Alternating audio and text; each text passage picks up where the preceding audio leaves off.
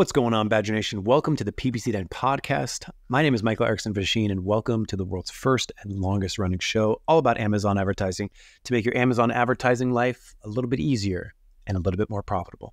Today on the show, we have a special treat. I always love having Mina from Trivium on the show. He comes with a lot of great energy. He inspires me to be a little bit more fit. This dude works out, has a supplement company, was an MMA fighter. Gives me lots of reason to go exercise. So thank you so much, Mina, for that. But today, we hope that we give you lots of inspiration to better view and analyze your advertising campaigns. Basically, if you're logging in and you're just looking at your advertising spend and ACOS at the very top level, and you're not sort of using different lenses to analyze your performance, we're going to talk about competitive positional awareness.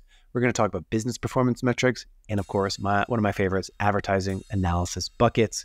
It's a good one. Let's jump in. I've launched campaigns and picked keywords. I've got my bids, set placements too, and bad mistakes. I've made a few. I've had my share of wrong keywords, but I've gone through. We are the PPC Den, my friends, and we'll keep up the rising to the end. You two are the PPC Den. We talk about Amazon. No time for mannequins, 'cause we fix the gambits of the world.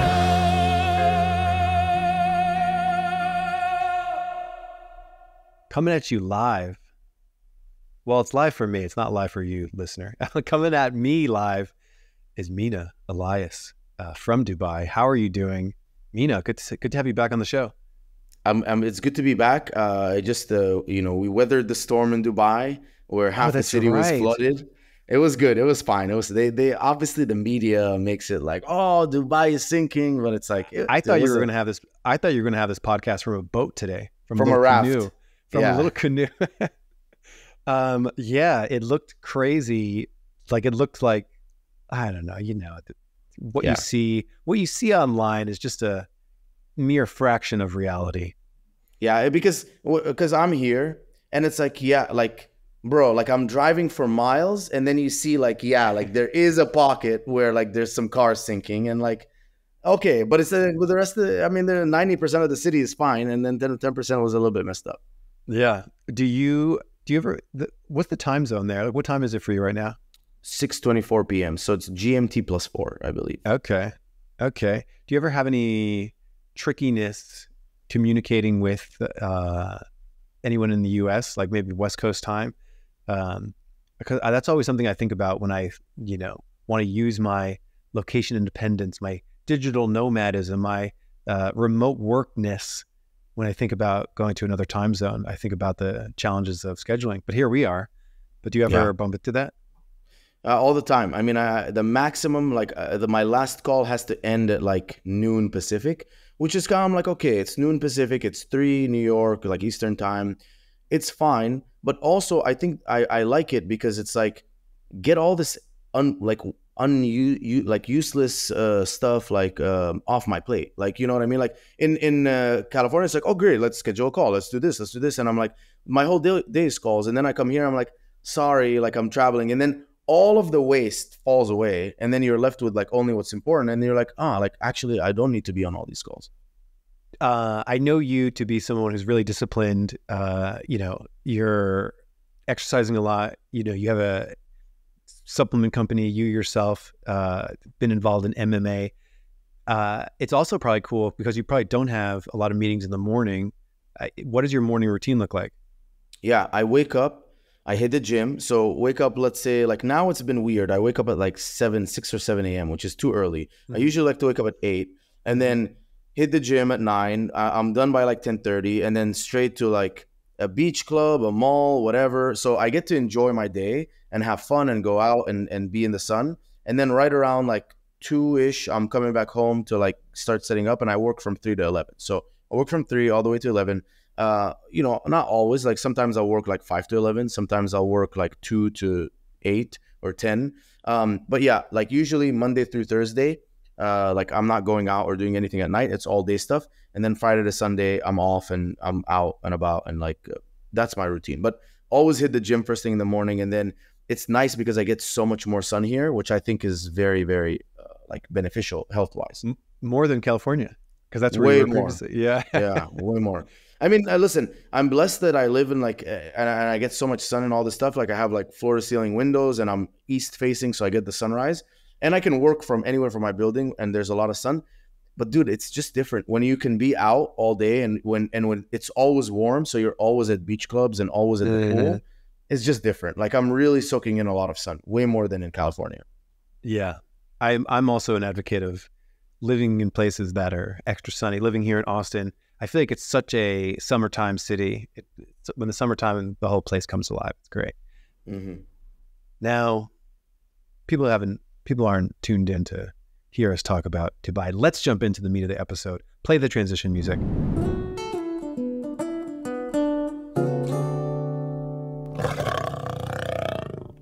Alrighty, Mina. So I will tell you that I have talked to, I think the number is in the quadrillions. That's how many people I've talked to at different Amazon sellers over the last like 10 years. And I will tell you that the most common way that a typical seller interacts with their data is as followed. They wake up, they log on, they go to their advertising account, and they just start looking at it. And, you know, they see the pre-selected numbers that Amazon gives them, you know, ACOS, ad spend, clicks, impressions. They see that graph, they scroll down, they start looking at their campaigns, they click into a couple campaigns, 3, 5 campaigns, and that's it. That is the way that I believe most people interact with their campaigns. And we've got a great episode. I love planning episodes with you because we've got a really good episode, which I hope we inspire people to. It doesn't even take that much more work, but I hope we inspire people to better get in touch with their campaigns. So we've got the 3 kinds of reports that we look at on a weekly basis, which I'm really excited about. Would you find that to be true? The way that most people interact with their campaigns is like they just go to advertising console in Amazon. They look at the top level stuff, click on a couple campaigns, maybe they make a few changes to a couple campaigns, and then they bounce out. Would you say that's common? Yeah, I agree. I mean, if I asked someone, hey, like, how do you look at your stuff? They are going into their campaigns, looking at PPC data, maybe jumping into the business reports, looking at different data there, not checking profit. 99.9% of them don't check profit. And if they do, they're going into like a seller board type, software, and they're just looking at like, this is what you did this week. This is what you did this month. This is what happened yesterday. I'm like, dude, like, how are you even deducing anything from this siloed data? So I'm excited about today's episode because we are going to cover, like, I mean, I spent so much time and this all stemmed, honestly, like I was looking at data and stuff, but my true analytics genius came out when I started managing accounts. And I was like, okay, now we have like 30 products, 40 products that I have to check on. And I'm like, dude, there's no way. Like, how am I going to do this? And so, I created and consolidated the data in a way that I'm like, at a snapshot, I can figure out what's going on. Yeah. And that's the thing too. Like, a lot of people think that getting good with analytics and like having an analytics routine where you look at metrics that are important to you require, a computer science, data science degree. And it really doesn't. And in fact, having good reports that you lean on actually save you a lot of time. Like knowing what you want to look for and how to look for it can actually save you a lot of time because it shortcuts where you need to go take action. It'll tell you where you need to go take action. I dare say that if anyone is only using the ad console to analyze their results, they're missing like the majority. Like they're missing an overwhelming amount of data points to actually do a good job of management.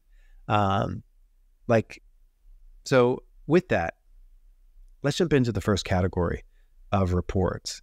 So we did something here, we both like to look at slightly different things, but we actually categorize them into 3 separate buckets.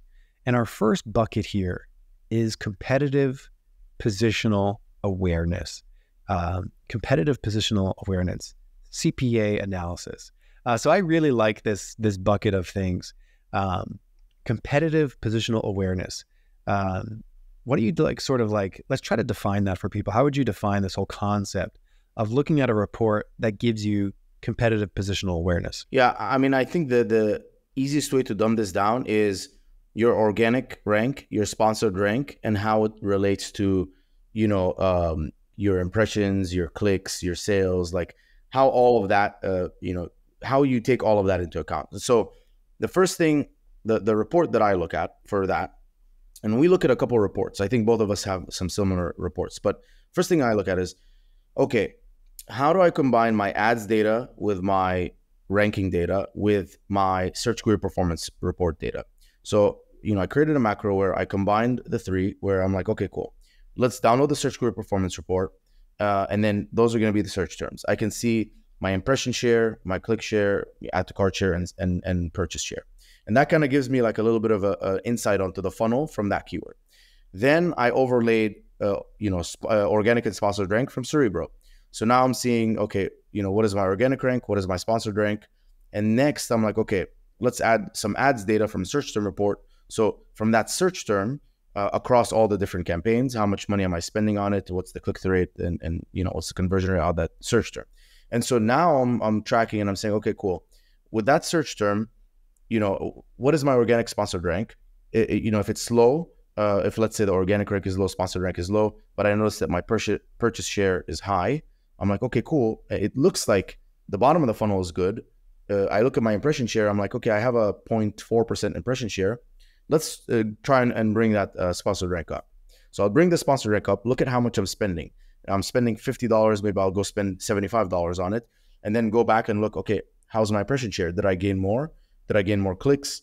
And did the purchases go up? Now, I want you guys to take the purchase share, the purchase data, the purchases and purchase share data with a grain of salt, because if you add all your purchases from the search query performance report and try and match them to like, last week it shows 35 searches, 35 purchases, but I actually made 150, and you're like, what the hell is going on? That's Amazon for you. Like, the reports don't always make sense. So you have to take them like almost with a grain of salt, but directionally. I think the best way to look at it is like directionally. Like, I made a change. What happened? Things, trended upwards. Great. And then also track your profit. The number one thing here with everything is track your profit. Like, what happened to the bottom line profit? Because my impression share could go up, my ACOS could go down, my tacos, all this stuff. Who cares? What happened to your bottom line profit? Did that improve? If it did, amazing. You're heading in the right direction. Obviously not all the time. Like, maybe you're like, I care about scaling. So I'm launching campaigns, I'm increasing bids, increasing budgets. I don't care about profit right now. I care about more like revenue, market share, ranking. Cool. So, track that. And then when that's said and done and you optimize, track your profits. But that's one report that I look at. That's one way I look at it. So I love that. Combining, and I couldn't agree with you more. Amazon reports the same thing in different ways, depending on what report you're looking at. That's just due to, I think there's a lot of siloing in Amazon. I don't know if anyone's ever heard of like the 2 pizza team concept from Amazon, where like they try to have every team be small enough so that you can feed everyone with 2 pizzas. And it's good and it's bad. It's bad in the case of, it's possible that, why do we not have new to brand metrics for sponsored products? Like, why do we not have like the same metrics for every ad type? So there's some sort of siloing of how things are operationally set up, like the search query performance report.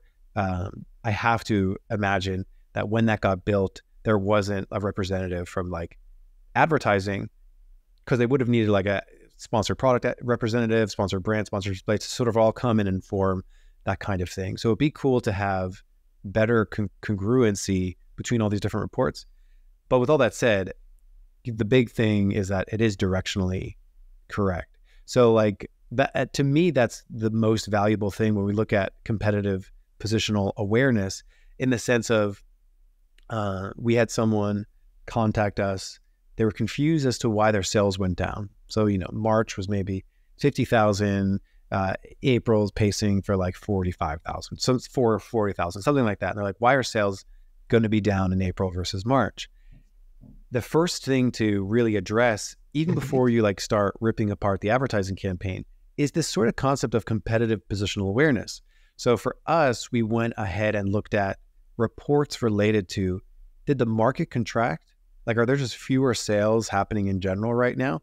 Did you potentially lose organic ranking? Did we potentially lose impression share? So like having a spot, having a report to go in and answer that question so that you don't get any false positives or false negatives. Like if I'm thinking, oh, sales are down, let me go bash my advertising campaign with a sledgehammer.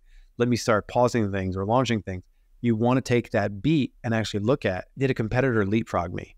Like, did I lose organic ranking? Did I, my BSR versus my competitor's BSR changed a lot? Like they jumped up, I fell down. What does that mean? So to me, competitive positional awareness can be as simple as literally just like, making your search, seeing your product's position in the organic results, in the paid results, a competitor's, and then seeing if it went up and down. I like to use Helium 10 for organic rank tracking, and then sort of just see like, did I fall? Did a competitor jump ahead? And that can be a really simple sanity check before you go in, you start again hitting your advertising campaign. I want to know, like, did something change? Did a competitor jump over me? And this sort of concept of competitive positional awareness, you want to track, because like, let's say a competitor does jump ahead. I've had conversations where it's like, okay, like if we didn't have this data point, we would have been talking about something else, but instead we're talking about what happened to this competitor. Did they change their price? Did they do something on their product page? Did they optimize something? Like that's a different conversation than purely making it about PPC. So I think it's really valuable to get competitive positional awareness. Have you ever had like situations where like looking at like search query performance, like seeing how you're trending in the family of keywords or the niche itself, it's like saved you some headache or really helped out? I think the biggest one was that I looked at my search query performance report and noticed that I had a pretty solid funnel for a product that I didn't have. So I sold electrolyte powder, and the funnel was electrolyte powder packets. So the keyword was electrolyte powder packets, and I'm like, wow, search volume is higher than the regular electrolyte powder. I have a pretty significant impression share, but my conversion share is very low because I don't have packets. And I launched the packets product, and I think 2 months in, it was already very profitable because it was already just taking advantage of all of that traffic and impression share that I already had on that keyword from my product. And when they didn't have an option for it, I had an option. Another thing actually I want to mention there is to take advantage of that, I initially just launched the Fruit Blast flavor, but my regular powder is unflavored blue raspberry mango pineapple. So when you went in, you would never see the Fruit Blast because it just says 100 servings, 3 flavors. You'd always have to look for the 4th flavor. But then when you launch like another one, which is like an unflavored one, so now it shows that you have the 100 serving and the 30 serving, or like the 100 serving and the 30 packets and unflavored. And so both options show. And as a result, I'm able to take way more advantage of that funnel of people coming in by launching a new variation that took advantage of that keyword, but also launched it. The first time I launched it was wrong because I had a different flavor, so it didn't really show. But now when I had the, one flavor, two sizes, a regular bottle and 30 count packets, they were able to see the packets right away. So that's something that I would, suggest people take a look at is go look at your keywords. What is on there that you might be able to take advantage of, or what is on there that you have very bad conversion share on, and like, why is that the case? Like, why are you not converting well for all these keywords? Maybe it's something related to your product. And I think a lot of people focus a lot on PPC and really don't focus on their listing and I mean, you're selling. You're selling. It's a landing page. It's a product detail page. So we have to look at both. Like your performance of your keywords is very, very, very strongly tied to your listing, and let the keywords kind of tell you that story. So look at the keywords and how can I group everything that's working well, and how at least in similar revenue, like similar search volume. So don't see that, the keyword that has 100,000 searches, I have a 1% conversion share, and the one that has 2,000 searches, I have an 8%, and be like, why is that one doing so much better? It's not going to work like that. Obviously, higher search volume keywords are going to work less, but if you group the ones like higher search volume, mid search volume, lower search volume, what is the trend with the 4 keywords that are all performing well? Why are they performing well? What about the trend in the 4 keywords? And it's a more qualitative approach than it is quantitative, but it's like, if I can identify why, it's a very like Amazon, right? It's not like a brand building play. It's a very like Amazon play. Like, what keywords are working for me already? How can I take advantage? What keywords are not working? How can I change something to take, advantage of that? Hey all, it's Mike here. I hope you're enjoying this amazing episode that I've recorded with Mina. I really love the mindset of coming up with really good weekly reporting for you to get out of the habit of just looking at your advertising metrics and then making decisions from that, but instead get in a little bit deeper. So I wanted to quickly show you, because I didn't get a chance to mention this on the show, ways that I use Ad Badger to do a lot of this work. So one bucket that I look at is duplicate search terms. So how much am I spending on duplicate search terms? Where are those duplicate search terms appearing? So inside Ad Badger, we have a duplicate search term finder. So I can see a search term that appeared in 146 ad groups. I can then click on it and see where it's performing well or it's performing poorly. Like I have one down here that has a 75% ACoS. I can go ahead and block it from appearing in that particular ad group, which is really cool. Other cool little buckets of analysis that I like to look at very quickly to sort of scan and get a pulse on things is with the use of saved filters. So if I wanted to find out exact match or phrase or broad match keywords, I can just hit a button and see how each match type is performing. If I wanted to look at branded keywords, I can hit apply, and then I can see all my keywords with the word Badger inside of it. It makes life really easy when I have a lot of these filters and buckets of analysis right at my fingertips. If you're interested in this, we have a link to our demo in the description. Would love to get on the phone with you, show you around, but have a good one, and let's get back to the episode.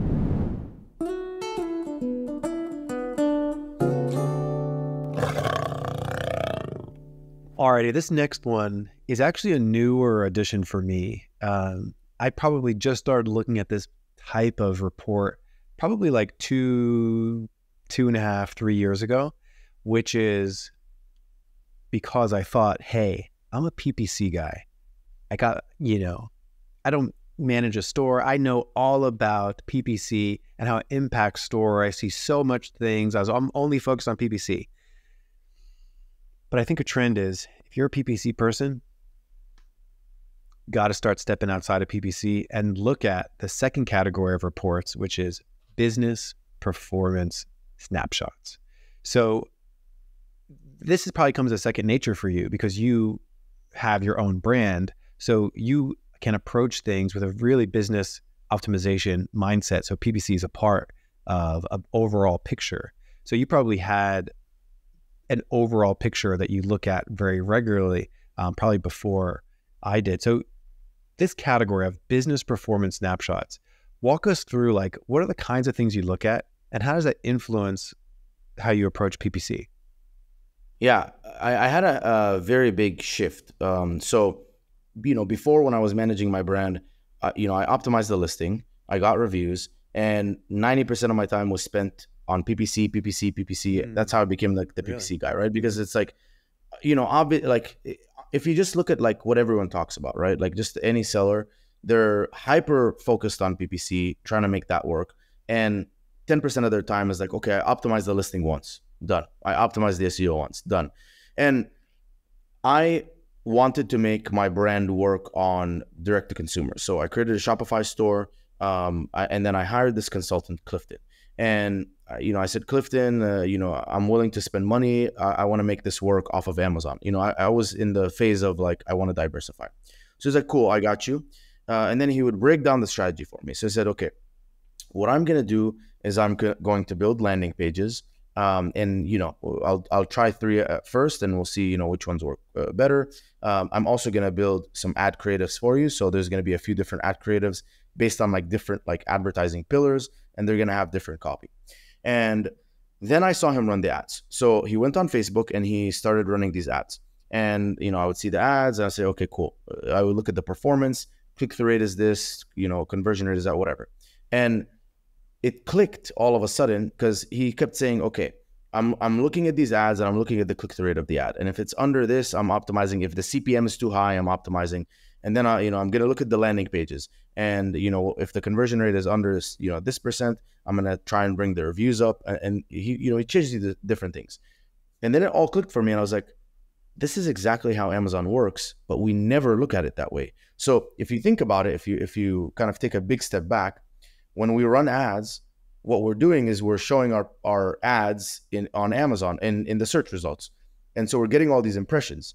And based on your main image and your price and your reviews, you get a certain click-through rate.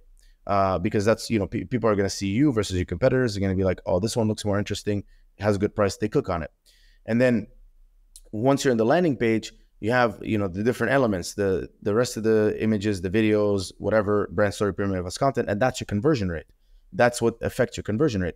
And the difference with us on Amazon is you can't really influence like the different ads funnels. Like I can't be like the keyword electrolyte powder, I want to take it, I want to have it show this main image, and I want to have it show this product detail page, which would be amazing because then we'd have like all these different funnels. But on Shopify and Facebook, you could. So then I started looking at things completely differently. I said, why am I even just looking at ads? Like I have to start looking at the full picture. So I have to start looking at ads and what the ads cost me and what my click-through rate is and what my conversion rate is. And then, you know, what my profit is at the end of the day. Not because, like, obviously conversion rate and click-through rate optimization aside, but I can't be making decisions on ads when the reason that the ads started performing worse was because of a conversion rate or click-through rate error. So, you know, then I'm like, okay, cool. How do I build a dashboard that takes all of this into account? And so I built this dashboard, and I want you guys to visualize it. It's 7 days and then a summary of the 7 days. So that, call that week 1, and then another 7 days and a summary of the 7 days, or the sum, you know, of the 7 days, and call that week 2.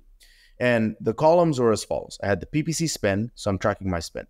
PPC sales, you know, and organics and total sales. So I'm tracking like, you know, PPC and organic. I honestly would just delete the PPC sales column. It's inaccurate altogether. Then I have the number of sessions, which is, you know, my measure of how many people are coming into the listing, which depends on my advertising efforts and my click-through rate, and my advertising efforts, my organic rank, and my click-through rate. And then my cost per session. That is a metric I created because I wanted to know how much it was costing me to drive a person into the listing. Click-through rate and conversion rate, the 2 conversion metrics. And then ACOS and TACOS. Again, ACOS I would just delete. TACOS is good because it's just kind of, I say, I know I have a 35% margin on my product before ads. My TACOS is 15%. Okay, we're cool. And then profit, bottom line profit. That is like sale price minus Amazon fees, minus cost of goods sold, minus the ad spend, minus the refunds, plus the reimbursements back in, you know, minus the discounts and coupons. That is my net profit, you know, on Amazon. And I would group it, and then I would say, okay, you know, how did I do this week? What changed, you know, spend week over week, sales week over week, click-through rate week over week. And first thing I always look at is my click-through rate and conversion rate. Are those steady? Because if those changed, then my decision-making process on ads is going to be completely different. So if my click-through rate took a hit, I'm no longer now looking at ads and saying, oh man, like my ads are performing a lot worse. No. My ads are probably the same, but a lot less people are interested in clicking on my you know, ads or my organic even. And as a result, my sales went down. As a result, my ACOS went up, or my TACOS went up, because, you know, for everything being the same, like I'm probably spending the same amount, but my organic, you know, sessions coming in are a lot less because the click-through rate went down. And so when I used to spend $1,000 and make, let's say, you know, 1,500 in PPC sales, 1,500 organic, now I'm spending 1,000 making 1,500 in PPC sales and only 500 organic, or whatever, even 1,200 PPC, 500 organic. And as a result, because I have a lot less organic coming in, my TACOS went up, or my performance, you know, is overall not good. So I started seeing everything all in one snapshot. So the first thing I look at is click-through rate, conversion rate. Are those the same? If those are relatively the same, then I go into the paid like PPC metrics and I say, okay, how did my PPC spend change? If my PPC spend went up, then I'm expecting, okay, I hope that my sales also went up, and I know that my profit's going to go down because some of that ad spend is probably inefficient. And if that trend it follows like, you know, what I'm predicting, great. If my PPC spend went up, but my PPC or my total sales didn't go up that much, I just basically wasted a bunch of money on ads. I need to go and see what I did and reverse it and, you know, try some different keywords because that didn't work. And then vice versa, if my PPC spend goes down, I'm hoping that my revenue kind of stays the same or goes down a little bit and my profit goes up. But if my PPC spend goes down and my revenue also goes down, then I just optimized the wrong things. I basically killed revenue generating keywords, and now I got to go back and figure, you know, something different. So that's kind of how my dashboard works. Is in a snapshot, I can figure out, okay, is there anything wrong with my click-through rate? Is there anything wrong with my conversion rate? If there is, I'm addressing that first. Goes to the competitive, you know, awareness, which is positional analysis, where I'm saying, okay, maybe everyone around me changed their prices or something, and I'm still the same. As a result, my click-through rate and conversion rate is down. Or, you know, maybe I got a new 1-star review, and so my click-through rate is the same. My conversion rate went down because that 1-star review is being shown by Amazon pretty high. And that's not what I'm aware of. I'm aware of my conversion metrics. I'm aware of my, you know, like traffic metrics, and I'm making decisions based on that. And again, all of this is on a single product basis, like a single parent ASIN basis, not on a brand level. Mm-hmm. The follow-up question I want to ask here is deleting the ACOS and deleting the PPC sales from that week over week report. Is that because you want to really measure the impact on PPC spend on overall sales, and that adding the ACOS and PPC sales might distract you from that? Yeah, that's part of it. I just think it's not accurate. I think if you test it, if you go ahead and like, you can drop your ad spend on a certain campaign. A campaign is spending $100 a day, making $300 a day in sales. Take it to zero, pause that campaign. You expect to lose 100 in spend and 300 in sales. You end up losing 500 in sales, 600 in sales. And you're like, why did that happen? I only paused that one campaign.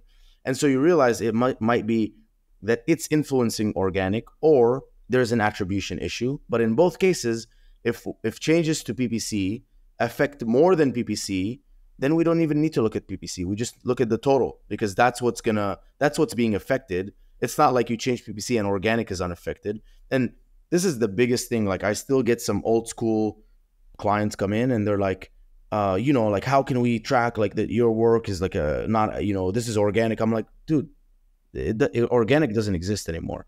Everything is all one thing, and whatever we're doing affects PPC and organic, and whatever organic is doing affects PPC and organic. And so we don't need to silo things. We don't need to even try and like attribute, because the attribution is completely off.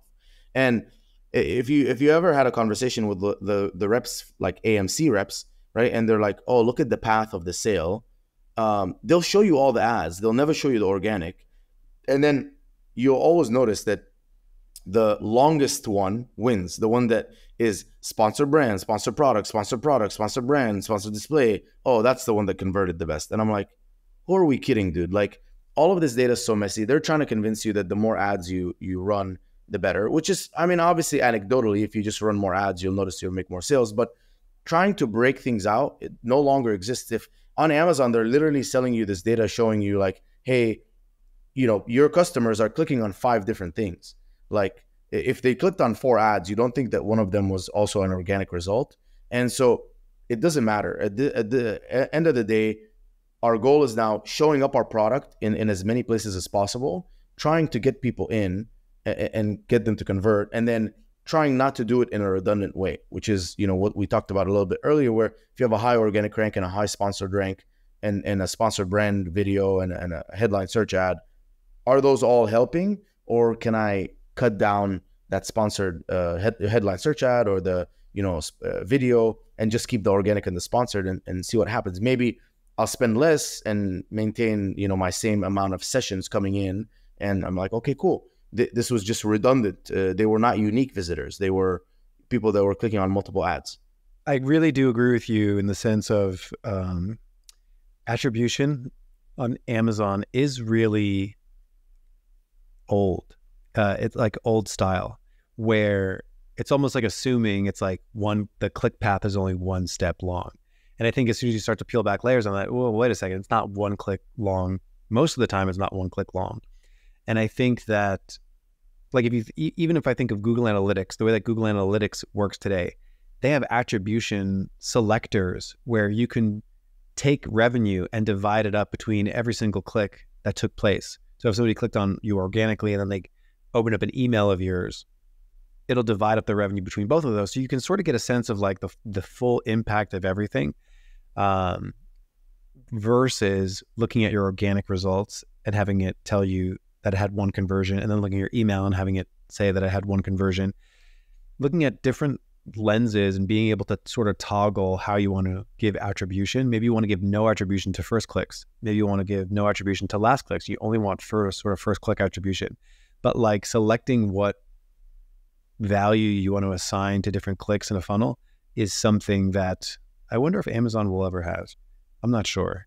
But to the point though, in the bucket of analysis, the sort of second bucket, tracking things in a week over week basis, and then exactly the same way that you described, seeing what's changed. So like, did clicks go down? Like, did impressions go down? Did click-through rate go down? Did any of these things change? Because if impressions, clicks, changed, that triggers like what my next action items are. So like, if my clicks went down, but impressions didn't really go down, then maybe it's like a click-through rate issue. If like clicks and impressions went down, maybe it's either a CPC issue. Did I lower CPCs too much and then I fell off and I'm not showing up anymore? Let me go use that competitive analysis to sort of give me some more awareness about like, did someone just box me out? So like tracking these things weekly, so much more valuable than tracking them just going into advertising console and looking at the last 30 days. Because like the last 30 days, like what you really want to know is like, is this better or worse than what it was previously? And even more than that, you wanted to see a trend of like, what direction am I trending in? And then when you see that in a trend-like basis, you could begin to look at your funnel metrics, like clicks up or down. What does that mean? Click-through rate up or down. What does that mean? CPC up or down. How did that influence clicks? Sales up or down in relation to clicks, up or down. Conversion rate up or down in relation to all this different stuff. Having a good pulse on that can really clue you in to the next step you should take. And with that, let's jump in to the last bucket of reports that we look at on a weekly basis.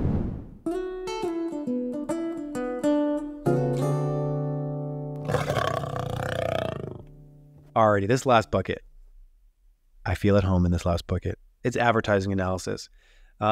So when we talk about advertising analysis, again, not talking about opening up Amazon advertising console, looking at the last 30 days or month to date and just making decisions from there, clicking on the first few campaigns from there. There's actual structured reports that we look at. So why don't you kick it off and sort of talk about how you what lenses are you looking at your overall advertising performance? So I'm always operating in one of two phases, right? I'm either scaling or I'm optimizing. When I'm scaling, I'm trying to get more impression share, more visibility, more traffic. I'm trying to show up in as many places as possible. So the actions involved are, increasing bids, increasing budgets, increasing, bid by placement, launching new campaigns. So one report that's useful, which I call is essentially the gap analysis. Which keywords did I convert well on? And which match types are they present in? So electrolyte powder, or is a search, let's say is a search term, right? A search term, like I have electrolyte powder and electrolyte supplement is the search term that showed up. So electrolyte supplement, where is it present? Is it broad, phrase, exact? Maybe it's only in phrase. So let's launch it in broad and exact. And that's kind of creating like that gap analysis and filling in the gaps. That's when I'm scaling. And so the goal is, okay, how can I find something that worked and try and scale that, like, and get more visibility. Then the other direction is like the wasted spend analysis. Like when I'm optimizing for profit is, let's talk about keywords. So, or let's talk about search terms first. So search term report, go in, which search terms spent money and didn't generate sales. Spent, $15 and didn't generate sales. Let's immediately take a look at those. Which keywords had a high ACOS, greater than 90% ACOS? Let's take a look at those. Those all need to be added as negatives. They're wasting money. And then what about targets? So keywords that are exact or product targets, those are only showing up for one. So again, same criteria. Spend money, didn't make sales, high ACOS. Let's try looking at a couple different views. So it spent $20 in the last 30 days and no sales. What about in the last 65 days? Did it ever convert? Was it converting in the past but didn't? And no, it just accumulated spend over a period of time and didn't make any sales. Okay, fine. Let's add those as negative, or let's pause those keywords because they're targets and they're not working. I'm constantly like, whatever budget I have, let's say I'm spending $300 a day, I'm just trying to constantly take budget out of stuff that's not working and put it into stuff that's working. And at some point you just run out of stuff that's working, so you got to take some budget and put it into testing new stuff. And 20% of that works, 80% doesn't work. Fine, keep the 20%, try and max it out, and then take the 80% that didn't work, put it into new stuff that we're trying to test. And so those are most commonly like what I'm looking for is if I'm scaling, areas of opportunity, gaps that I could take advantage of. The search query performance report is also a good one for that, where I go in and look at where do I have my purchase share good, like it's converting well, my impression share low, relative, right? And if you guys want to do relative, I would just pick your brand name and make that like 100%. And so like, let's say your brand name is, the impression share is 13%. So take all of your impression shares and divide it by 13%. And then you'll be like, oh, okay, like for your brand name, you're at 100% impression share. And then for electrolyte powder, you're at 22% impression share. How do I get that closer to 40, 50, 100, which is in reality like closer to 12 or 13% overall impression share. And so where am I converting well, not showing up enough? Let me look at my organic and sponsored rank. If my organic and sponsored rank are already high, or like one of them is in the top 10, maybe just people aren't clicking as much, or I don't know, maybe it's worth spending a little bit more and testing it out, but probably not. But if my organic and sponsored rank are low, then okay, we have an opportunity here. Let's try and spend money. Let's go up with sponsored rank. Let's see what happens. Am I going to be able to gain impression share that way? Or is my organic rank going to also go up and help me gain even more impression share? So that's in terms of like growth. And then when it comes to profitability, what's wasted, let's try and eliminate it and take that budget, put it into something else. Yeah. I love how you're connecting the dots between different levels of advertising analysis and then like action items that extend out beyond just advertising. I think for me, when I think of this sort of advertising analysis, one of my favorite concepts is like doing bucket analysis. So like if you think of your search term report, or if you think of an overall advertising campaign, there's like buckets of things to keep your eye on. So like, how much am I spending on branded traffic versus non-branded traffic? It's just a number to know. Like, what's the level of performance for branded versus non-branded, just to get a good pulse on that. Search term reports, just like you mentioned, like show me my high ACOS search terms, my clicks without conversion search terms, my over 15 without conversions search terms. Do the same thing with keywords like broad performance, phrase performance, exact performance. How much am I spending on all of these things? You begin to discover stuff like, wow, I'm way overspending on broad match. Like I really need to reel that in. Like all of these sort of ratios of like, how much am I spending on sponsored product versus sponsored brand versus sponsored display? Like, do I need to get that under control? You might realize things like, well, I have 0 on sponsored display. There's probably some really low hanging fruit that I can go do. Duplicate search term analysis, like low click search term ngram analysis, wasted spend reports, all that good stuff. It should be quick. There should be a way, whether you have somebody prepare a report for you, you're using a software to do this, or just whatever it is, you need a quick way to jump in to those different buckets of analysis, because I think it's 2 different tasks. I think preparing the report or getting the data is one task, and then actually looking at it is another, and then doing something about it is another thing. So like technically those 3 steps could be done by 3 separate people, meaning you might have somebody on your team who prepares reports for you or acquires software to make the reports for you. Then you might want to sit down and you look at the reports yourself, and you might come up with judgments, and then you might dictate what actions to take because of that, to do that. So you might do all three things at yourself. You might do two of the three things, doesn't matter, but like think of these as like separate activities. You don't want to be doing all at once and exhaust yourself like, oh my gosh, I have all these reports to repair. I just spent an hour to repair all these reports. Now I need to look at them, and then now I need to do something about them. This is like a 6-hour day. In a perfect world, you have that analysis prepared and you're able to look at it, which is really key.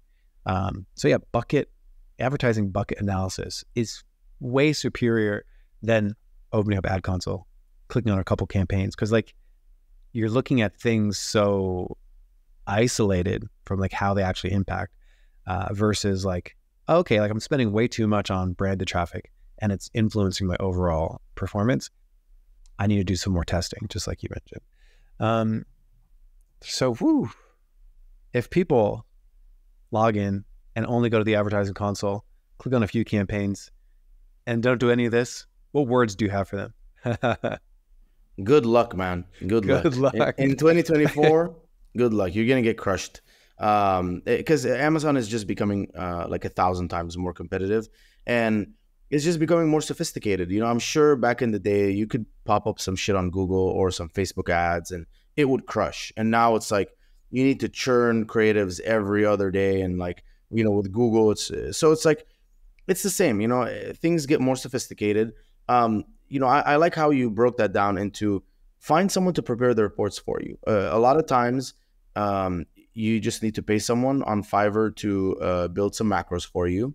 And then you need to train a VA to download the report, plug in the macro, and then it visualizes it. And then I would say you, for now, as the expert or the owner, look at your reports and try and make deductions. And then, you know, say, hey, to your PPC manager, your agency, whatever, can we try this? Can we take some action this? And the key here is don't try to do everything at once. Just one thing at a time is fine.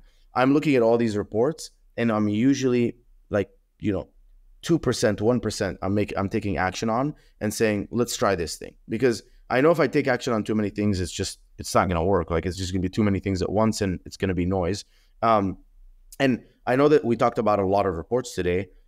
You know, you can always reference this podcast and go back to it, but just pick one, you know, say, okay, I'm not really looking at my wasted spend and my, you know, gap analysis or whatever, like, you know, like this. So let me do that. Or, hey, I don't have the business analytics, you know, insights all in one place, like PPC and conversion metrics and the, you know, finance, like profit metrics and stuff like that. So maybe just combine those and just look at them and try and see what's changing. And then when you do catch a red flag, go take action on it. But yeah, I mean, I think you just take one thing away from this podcast and go implement it. I think that's the best. Well said. Well, Mina, we've got a link to Trivium, your agency, in the description of this video. We have a link to your LinkedIn in the description of this video. So I always love your energy. You bring so much value to the show. Also so much inspiration to the show. Your focused energy on getting people to just go take action, which I hope they do. I hope they're not just tuning in just to hear our sweet voices. Hopefully that we gave them some good tangible stuff. So those three buckets of sort of analyzing how are you doing versus the competition, how is advertising impacting your overall business, and then looking at your advertising in the lens of sort of like buckets, which I really like to describe it as. If you do any of these things, if you'll be far ahead of a lot of people. If you do all of these things, you will be among the gods. So Mina, thank you so much for coming on the show. Can't wait to have you back. Good luck out there in Dubai in your raft. Have a good one. Thank you so much for coming on the show. Thanks for having me. Peace out, guys.